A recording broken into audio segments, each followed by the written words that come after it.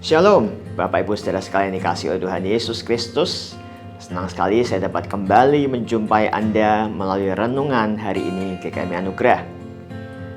Tema kita adalah berjalan dalam terang Kristus. Bacaan kita terambil dari Yohanes pasal 8 ayat 12 yang berbunyi demikian. Maka Yesus berkata pula kepada orang banyak, katanya, "Akulah terang dunia. Barang siapa mengikut aku, ia tidak akan berjalan dalam kegelapan, melainkan ia akan mempunyai terang hidup."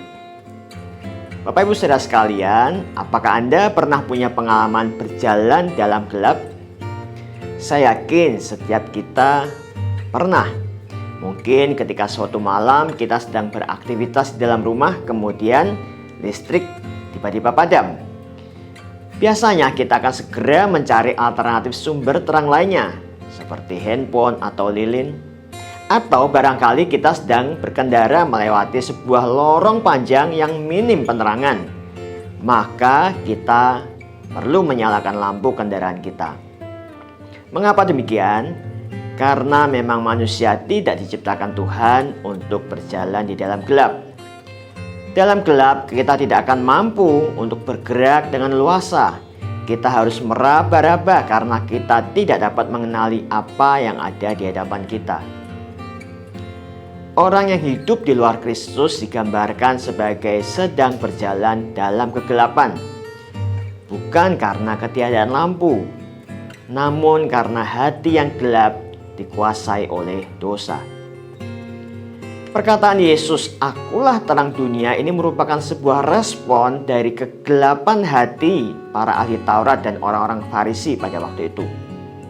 Dengan membawa kepada Yesus seorang wanita yang kedapatan berbuat zina di perikop sebelumnya, mereka berusaha untuk menemukan kesalahan darinya.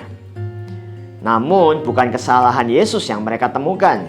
Sebaliknya Yesus menyingkapkan kegelapan yang ada di dalam hati mereka ketika ia berkata, "Barang siapa di antara kamu tidak berdosa, hendaklah ia yang pertama melemparkan batu kepada perempuan itu." Apa yang terjadi? Satu persatu dari mereka mengundurkan diri. Yesus adalah terang dunia yang sanggup menembus kegelapan hati kita, manusia. Ia datang untuk membuka mata kita akan kebenaran dan menunjukkan jalan keselamatan. Namun sayang sekali hati manusia begitu degil sehingga memilih untuk menolak Dia. Bersyukurlah bagi masing-masing kita yang sudah percaya dan berkomitmen mengikuti Kristus sebagai murid-Nya. Kita tidak lagi berjalan dalam kegelapan, oleh karena Kristus sudah menerangi hati kita.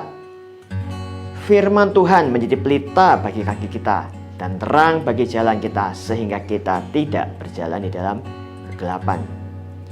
Tidak hanya itu, Kristus mau memancarkan terangnya melalui hidup kita kepada dunia yang dalam gelap. Oleh karenanya, ketika kita berjalan dalam terang Tuhan, kita akan dimampukan untuk hidup benar di tengah kecemaran, berkata benar di tengah dusta, dan tetap memiliki ketulusan di tengah kemunafikan hati manusia. Melalui peristiwa Natal yang baru saja kita peringati adalah bukti bahwa Kristus terang itu telah datang ke dalam dunia yang dalam gelap karena dosa. Ia rindu terangnya menerangi hati orang-orang yang masih di dalam kegelapan. Anugerah Allah masih terbuka dan setiap kita diberi kesempatan untuk menjadi pembawa terangnya.